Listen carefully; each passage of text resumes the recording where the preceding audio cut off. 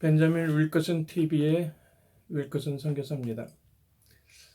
지난달에는 마지막 지난달 말고 마지막으로 이렇게 영상을 제작한 것은 한 12월 달이었네요. 그리고 지난달에는 좀 제가 바빴습니다. 그러니까 한국 반도체 학술 대회 거기 참석하느라고 상당히 거의 한 달을 한 반 달 이상 준비해 갖고 1월 24일 날 저녁에 갔다가 25일, 26일 학술대회도 한 3가지 초록을 발표했고요. 그 다음에 제가 갖고 있는 PW 반도체라는 그 한국 기업의 기업 전시회도 했습니다. 그때 전시할 때 보여줬던 그런 초록의 내용을 갖다가 지금 뒷면에다가 이렇게 지금 배경으로 보이는데 3가지 중에 한 2가지만 지금 이렇게 보이는 겁니다. 그래서 그것을 발표하고 사실 이게 어디서 했냐면 강원도 호텔에 가서 한 건데요. 이게 한국 반도체 학술 대회로는 제 29회입니다.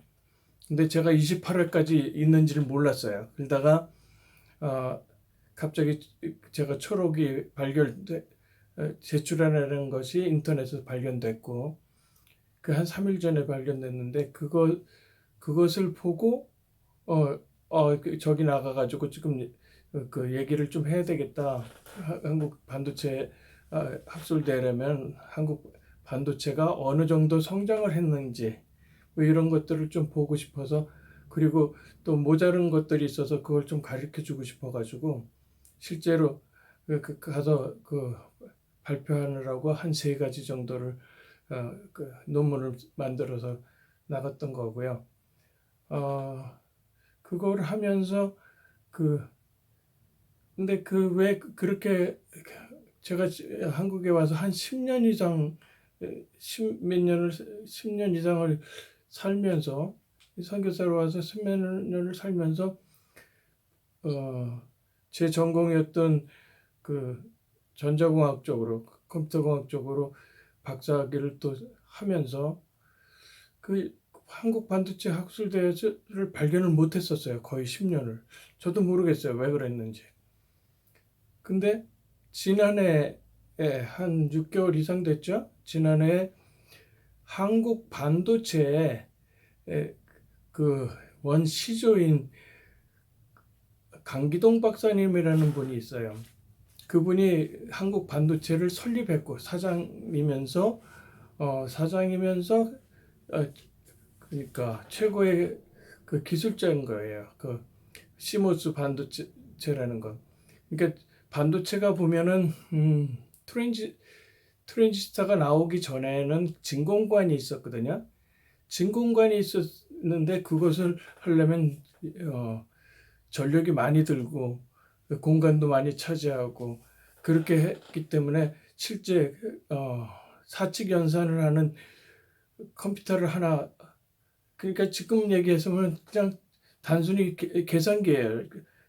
캘큘레이터, 사칙 연산하는 캘큘레이터를 하나 만드는데 진공관으로 만들었을 때 거의 빌딩 크기로 큰 컴퓨터를 만들었었거든요. 그게 한 100년 전 얘기예요. 그러다가 반도체라는 것이 생기면서 그 문제가 해결이 됐는데 전력도 적어지고 다 좋아졌는데 처음 했을 때는 그냥 바이폴라 트랜지스터라고 그래갖고 NPN 트랜지스터, PNP 트랜지스터 이렇게 해서 만들었는데 그건 전류구동이기 때문에 전력이 많이 들어갔어요. 애널로그 회로에 맨 처음에 시작을 했고 나중에 컴퓨터를 하게 되면 스위칭 디바이스가 필요한데 그 스위칭 디바이스로 할 때는 전력이 너무 많이 들어가는 거예요. 그래서 그래도 진공관보다는 훨씬 낫죠.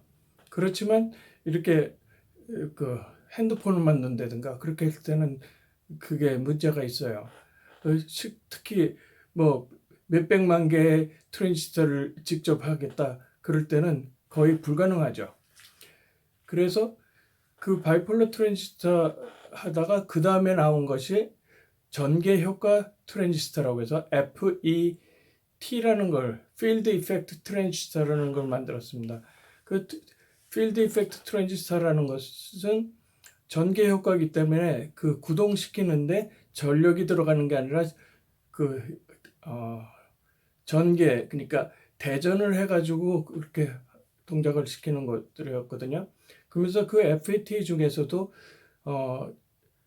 맨 처음에 할 때는 장션 FET라고 그랬어요. 그러니까 장션 사이에서 그 전개 효과를 노리는, 그렇게 해서 스위칭 디바이스를 쓰게 됐는데, 그 다음에 나온 것이 모스 트랜지스터예요.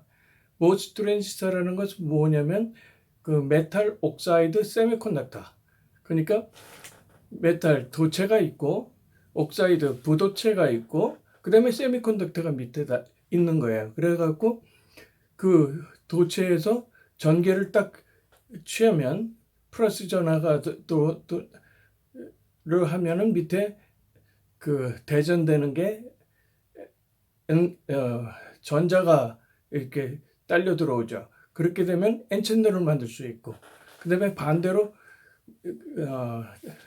그 게이트에다가 그 다음에 네거티브, 그러니까 전하를 먼저, 그러니까 전자가 딱 되면 그 다음에 그게 플러스 전하인 전공이 딸려와 가지고 만드는 채널이 된 거예요. 그래서 P 채널, N 채널, 그 PMOS, NMOS이라는 그런 디바이스를 만들었거든요. 그래서 맨 처음에 64기 디램이 84년도에 나왔다고 그러는데, 그때는 NMOS 실리콘 게이트 그 칩이었어요. 그래서 한쪽만 했던 거고, 그것이 NMOS만 돼도 캘큘레이터나 그 CPU를 만들어도 아주 크게는 만들 수가 없어요. 왜냐하면 전력이 많이 들어가요. 그것도. 왜냐하면 일정하게 반은 전력이 안 들어가는데 반은 계속적으로 전력이 들어가게끔 해서, 또 그것을 해결하느라고 디프레셔널 디바이스를 쓰기도 하지만, 제일 좋은 거는 CMOS였어요. 그러니까 CMOS라는 거는 PMOS와 NMOS를 합쳐서 스위칭을 하는 회로를 만들고 인버터도 만들고 논리 회로를 다 만드는 거예요. 그러면 그 CMOS, 모스 트랜지스터를 맨 처음에 발명한 사람은 AT&T 벨랩의 강대원 박사라는 분이 만들었어요. 한국계 미국인이었죠. 그 다음에 그것을 실제적으로 이렇게 대량 생산해가지고 지금처럼 그 핸드폰을 만든다든가 아주 그러니까 그 컴퓨터를 만든다든가 아주 그 저전력으로 들면서도 하는 고성능의 랩탑을 만든다든가 그렇게 하려고 하면은 그 CMOS로 하는 공정이 들어와야 되고, 그것을 대량 생산할 수 있어야 돼요. 대량 생산 안 하고 어쩌다 웨이퍼에 하나 정도 나온다고 하면은 그거는 군사용으로나 쓸지는 몰라도 일반 상업용으로는 쓸 수가 없어요. 그런데 그러니까 강대원 박사님의 한 3년 후배일 거예요. 그러면서 같은 경기고등학교, 서울대학교 출신인 강기동 박사라는 분이 실제 그 시모스 공정 이런 걸 다 개발을 했어요. 대량 생산할 수 있는 것을. 그것을 모토로라 회사에 가서 일하면서 전부 다 그걸 개발했는데, 미국이 그 74년 그때만 해도 74년 75년만 해도 그 저기를 시모스로 그 공정이 없었던 때예요. 그때 세계 최초로 한국에다가 시모스 반도체 공정을 갖다가 만들었고, 그것으로 칩이 성공이 된 거예요. 그때 최첨단 칩이 시계 칩이었는데 그게 시계 같으면 뭐 그냥 단순히 째깍째깍 가는 것처럼 해서 간단해 보여도 그게 트랜지스터가 게이트가 최소한 한 5천 개 정도 들어가게 돼요. 그러면 그건 라지 스케일 인터그레이트 서킷이라고 그래갖고 LSI 레벨이거든요. 그거 LSI 레벨의 CMOS 공정으로 만드는 칩이다. 그거는 최첨단 기술이었어요. 74년도, 75년도야. 그리고 CMOS가 미국에 정착되지 않은 상태에서 한국에 세계 최초로 그것을 만들어 놓은 거고요. 그랬는데 나중에 77년도 정도서부터 전에 한 77년 봄인가 76년 말인가 그때까지 강기정 박사가 계시다가 이제 미국으로 들어가셨어요. 왜냐하면 여기 있는 사람들이 제대로 이해를 못하고 욕심이 난 후배들이 선배 후배들이 자기가 그 이익을 가지려고 그렇게 해서 몰아내는 거거든요. 그리고 77년서부터 설계를 했는데 77년 설계 CMOS로 LSI 설계를 했을 때 맨 처음에 75년도에서 나온 거는 그 당시는 전자 손목시계인데 LED 손목시계였어요. 그 LED 손목시계가 나왔을 때는 맨 처음에 만들어 갖고 굉장히 귀빈들한테 청와대 같은 데서 논아주고 막 그렇게 했던 그 카파 시계였거든요. 그 다음에 77년서부터는 LCD로 바뀝니다. 그 LCD 시계를 하기 전에 애널로그 IC를 한국 최초로 개발하는데 그게 제가 한 거고요. 그러기 전에 트랜지스터 바이폴라 트랜지스터도 제가 한국 최초로 만들어냈고 그 다음에 바이폴라 트랜지스터는 성공했어요. 그거는 리버스 엔지니어링을 해가지고 그 당시에 10만 불에 사가라고 그랬는데 그것을 돈 안 물어주고 왜냐하면 모토로라하고 페어차일드하고 이렇게 두 회사에서 그 칩이 있었는데 그게 TV 사운드 시스템이었어요. 그래서 그 두 칩이 있었는데 서로 안 걸린 거예요. 회로는 똑같은데 레이아웃이 조금 틀려요. 그러니까 메탈 레이어가 연결하는 모양이 최종적으로 회로는 똑같은 회로지만 그 패턴 모양이 조금 틀려요. 그래서 서로 걸리질 않은 거예요. 그러면 리버스 엔지니어링이라는 건 뭐냐면 남의 것을 보고 그것을 베껴서 이해를 하고 그 다음에 내 거를 만들어야 되는 거예요. 내 거를 만들지 못하고 그 중에 하나를 택한다든가 그렇게 되면 어떻게 되냐면 나중에 그 카피라이트 그러니까 특허권이나 걸지 않으면 그 저작권 같은 걸로 반도체 패턴의 저작권 같은 걸로 해서 걸려요. 그렇기 때문에 그 문제가 생기는 거죠.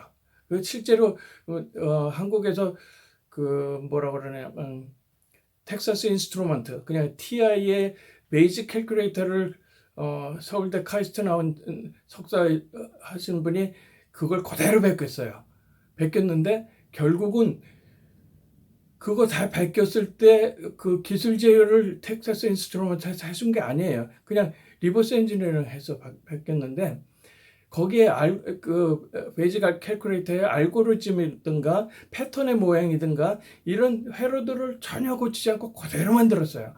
그래서 결국 어떤 일이 있었냐면 텍사스 인스트루먼트에 1억 달러의 변상을 해주는 거죠. 로열티를 내는 것이 생긴 거예요. 그것을 저는 몰랐었는데 제가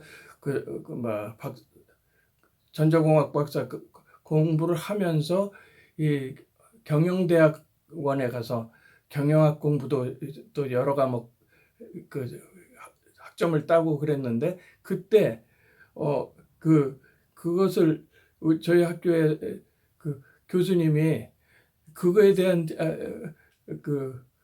그러니까 텍사스 인스트루먼트 칩을 베껴가지고 1억 달러 물어준 거에 대한 내용을 책으로 쓰셨어요. 그래서 제가 알게 된 거고요. 그래서 그 리버스 엔지니어링도 그렇게 실력이 있어서 남의 것을 베끼되 자기 것으로 만들지 못하면 1억 달러 이런 식으로 물어줘야 되는 거예요.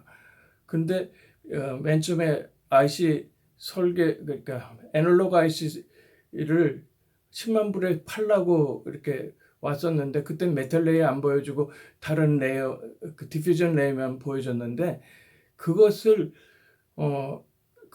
보고, 그것도 그 당시에는 도면이 굉장히 컸죠. 한 2m, 2m 정도의 크기의 도면이었는데, 그것을 제록스 카피 해가지고 조각조각을 한 다음에 현미경 갖고 칩 가지고 비교를 해가면서 리버스 엔지니어링을 하라고 그래갖고 한 거예요. 근데 그 페어차일드도 아니고 모토로라도 아닌 제 독창적인 그 메탈 레이어 패턴을 만들었기 때문에 물어주지 않고 완전히 성공했고요. 그걸로 TV 사운드 시스템이기 때문에 가전사업부에서 그 칩을 실제적으로 TV에다 사용하게도 했었죠. 그렇게 했고, 그 다음에 CMOS LSI는 계속 설계를 했고요. 그때는 이병철 회장이 살아계셨을 때이기 때문에 그러니까 국산화를 하기 위해서 설계를 키웠었어요. 그래가지고 했던 거고, 그 다음에 83년도 됐을 때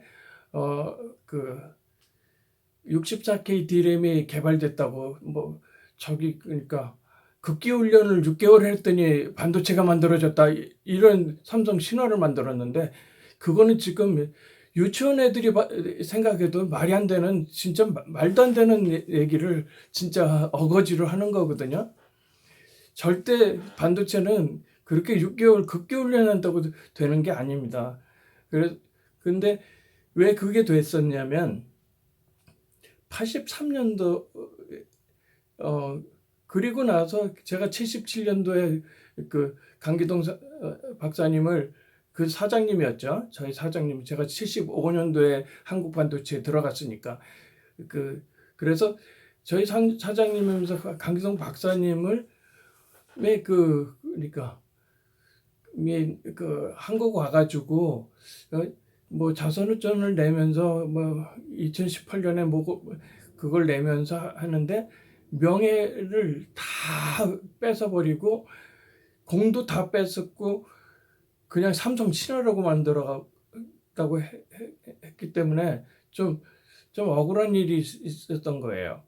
그리고 사실 저도 그 83년도에 그 CMOS LSI 지금 얘기하면 시스템 온 칩이라고 하는 그러니까 SOC라고 하기도 하는 그 정도 레벨의 LSI를 만들고 설계했는데, 오키 세미컨덕터라는 회사에서 공격이 들어왔어요. 어떤 공격이 들어왔냐면, 그러니까 반도체 웨이퍼 제조 기술이라고 해서, 그러니까 실리콘 웨이퍼 패브리케이션이 굉장히 발달된, 그러니까 요즘에 하는 실리콘 게이트라는 공정을 가지고 만든 그 칩이 나온 거예요. 그 전에 맨 처음에 할 때는 메탈 게이트였거든요. 그래서 그 메탈 게이트하고 실리콘 게이트의 공정이라면은 어느 정도라고 생각하면 되냐면, 간단하게 얘기해서 산악자전거하고 스포츠카하고를 비교할 정도로 차이가 나는 거예요. 그러면 오키 세미컨덕터에서 그렇게 좋은 공정으로 나왔을 때 그 타겟, 그러니까 목표가 누구였냐면 삼성 시스템 반도체 죽이는 거였어요. 그때는 메모리도 안 만들어졌을 때요. 제대로 만들어지고 팔아서 이득을 나지도 못할 때였기 때문에 반도체 장치를 완전히 한국에서 없애버리려고 그 원가 이하로 치고 들어온 상태예요. 그러면 그 상태였을 때 뭐 연구소에 제가 있었는데 그 부천 연구소에 있었는데 아무도 그걸 해결할 수가 없는 거예요. 그때 제가 대학 그 인하대학교 4학년 때였어요. 저는 회사를 75년에 들어가 갖고 다니다가 80년에 인하공대를 들어가서 일도 하면서 학교를 다녔는데 4학년 때였죠. 4학년 봄에 진급 시험을 봐가지고 그 대학 초봉을 달았어요. 그 당시에는 대학 초봉을 고졸에서 대졸까지 대학 초봉을 달으려면 회사에서 25년 정도의 차이가 돼야지 겨우 달까 말까 했는 건데 저는 8년 만에 그걸 돌파를 했거든요. 그래서 그 대졸 초봉을 따갖고 이제 완전히 설계서 처음부터 레이아웃까지 전부 다 할 수 있게끔 진짜 IC 디자이너 노릇을 할 수 있게끔 된 거예요. 그래서 그 상황에서 일본의 공격이 들어왔으니까 서로 그거 성공하면 진짜 그냥 완전히 그 회사에 그 아이돌이 되는 거죠. 그냥 그렇게 되는데 누구도 그걸 하겠다고 하질 못해요. 왜? 공정 자체가 하나는 스포츠카 레벨이고 하나는 산악자전거 레벨이라면 도대체 그거를 이긴다고 하는 것 자체가 이게 꿈도 꿀 수가 없는 상태인 거예요. 근데 그때 저한테 아무도 못하니까 저한테 그게 오다가 떨어졌어요. 그래서 제가 원한 거 저는 포기하는 스타일이 아니에요. 다 분석해가지고 그걸 해결하는 스타일인데 그것을 해결하기 위해서 하기 전에 뭘부터 요구를 했냐면 회사에다가 제게 전권을 달라고 그랬어요. 전권이 뭐냐면 제가 모든 것을 지휘하고 실제 일을 하고 계획이고 설계 방법이고 모든 것 사람까지도 전부 다 제 컨트롤 아래 있게끔 전권을 달라고 그랬거든요. 그러니까 어차피 회사가 망할 판인데 뭐 전권을 주든 안 주든 망할 판이니까 저한테 전권을 줬어요. 그래서 그 고졸 출신의 여사원들 둘을 제가 발탁을 하고 그 다음에 저는 아이디어가 있었거든요. 왜냐하면 그걸 할 때 일본 칩, 그때 대만 칩, 그 다음에 한국 칩을 한국 칩은 삼성밖에 없었으니까 삼성 칩이죠. 삼성 칩 세 가지를 비교하면 그 패브리케이션, 실리콘 웨이퍼 패브리케이션의 기술은 1등이 일본이고요. 2등이 대만이었어요. 그 다음에 한국은 꼴등이에요. 그러니까 도저히 될 수도 없는다고 생각을 하는 거죠. 그러면 어떻게 일본을 이길 수 있을까? 그거에 대해서 분석 연구를 시작한 거예요. 그리고 보니까 일본은 발명 특허는 못하고 실용시능 특허만 할 수 있는 그런 설계를 할 줄 모르는 사람들이에요. 그래서 그 교과서적인 회로, 다 누구나 알려진 회로, 교과서적인 회로밖에 못 만드는 거였거든요. 그래서 그 교과서적인 회로로 댐빈 거예요.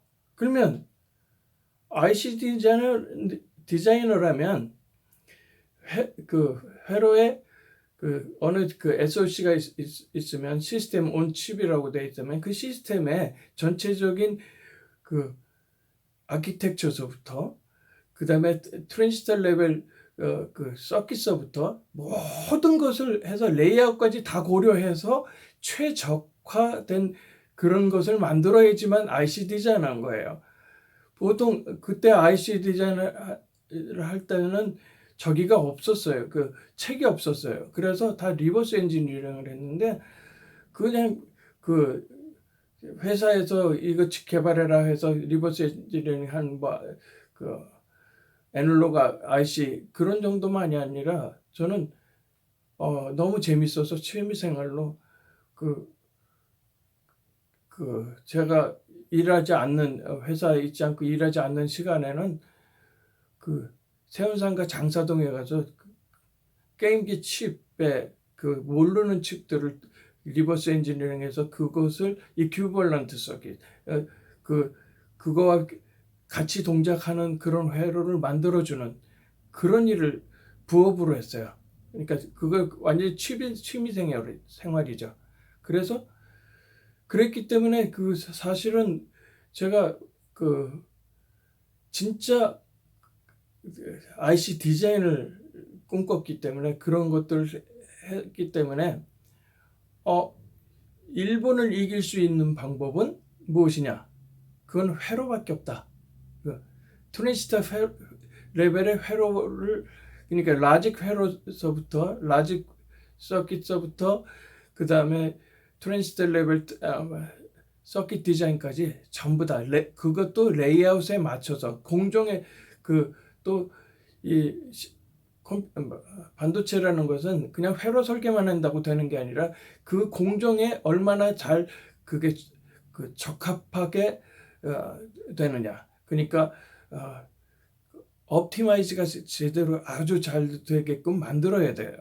그러면 공정도 잘해야 되는데 저는 먼저 반도체 설계를 시작하기 전에 공정부터 시작했거든요. 그러니까 요번에 반도체 그 학술대회 가니까 삼성에서 공정만 하니까 공정하는 학생들만 공정 공부하는 학생들만 있었지 회로하는 사람이 거의 없어요. 지금 거기 갔다 와서 보니까 회로가 한 50년 뒤졌다 이렇게 생각을 한 거예요. 근데 지금 83년도에 그 칩을 개발할 때 저는 일본의 그 반도체를 봤을 때 걔네들은 회로 설계를 제대로 못했기 때문에 미국을 100년을 쫓아가도 못 쫓아간다고 생각을 했거든요. 그래서 램버스라는 그 메모리 버스 그거를 했다가 인텔에서 바꾸는 바람에 DDR로 바꾸는 바람에 일본이 그거를 대처를 못해서 잃어버린 20년의 그 반도체 잃어버린 20년이 생긴 거예요. 그때 만약에 회로 설계할 수 있는 사람이 있었다면 그렇게 안 됐을 거예요. 그러니까 일본은 지금 봐도 미국을 쫓아가려면 100년을 쫓아가도 못 쫓아간다 그렇게 보는 거예요. 38년 전에도 그렇게 봤고 지금도 그렇게 봐요. 그런데 그 회로를 그러니까 트랜지스터 레벨 서킷을 CMOS로 해가지고 하는 것을 그러니까 스탠다드한 그런 서킷 교과서적인 서킷이 아니라 새로운 발명을 했었던 거예요. 그때 몇 가지를 해가지고 결국은 그걸 성공을 시켰어요. 그랬더니 어떻게 됐냐면 이게 칩 사이즈가 그러니까 그 당시에는 한 15센트, 15센트의 원가가 되고 1센트 낸 때였거든요. 그리고 한 700만 개 정도 한 달에 생산했을 때예요. 그랬는데 그것을 칩을 3분의 1 사이즈로 줄였어요. 그것은 지금으로 보면 예를 들어서 그 1G, 2G, 3G, 4G, 뭐 5G 이렇게 얘기할 때 10G도 넘는 거예요. 완전히 그거는 너무너무 앞서가지고 실리콘 게이트 원가로 만약에 그 그 실리콘 게이트 일본 칩을 매 원가 이하로 팔아도 남게 만들었거든요. 그래서 결국은 3개월 만에 오키 세미컨덕터가 삼성에 와서 싹싹 빌고 가격 올려달라고 애원해서 다시 가격을 올려줬어요. 왜냐면 어차피 그 생산 캐퍼시티라고 해갖고 생산할 수 있는 공장의 그 능력이 한계가 있으니까 그냥 올려줬어요. 그래갖고 1센트 남기는 거를 10센트를 10배를 남긴 거예요. 거기다 칩 사이즈가 3분의 1이 되니까 웨이퍼에서 같은 웨이퍼에서 30배가 이득이 나는 거예요. 원가 거기서 났던 이득의 30배가 나는 거예요. 그리고 이게 그 라이프 타임이 3년 라이프 타임인데 이걸 10년을 팔아먹은 거예요. 그러니까 전에 KS5183을 개발한 저희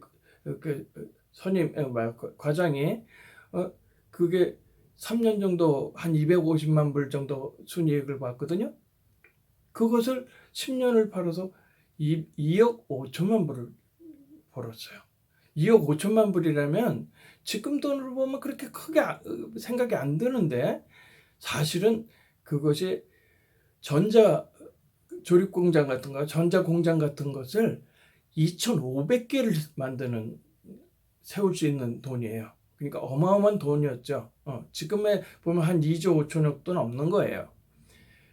그렇게 벌었고요. 그때 벨라루스에다가 강기동 박사님의 시모스 공정 그거 75년서부터 성공해갖고 했던 거 그 공정 메탈 게이트 공정을 벨라루스에다가 그 소련의 위성 국가였던 벨라루스에다가 팔아요.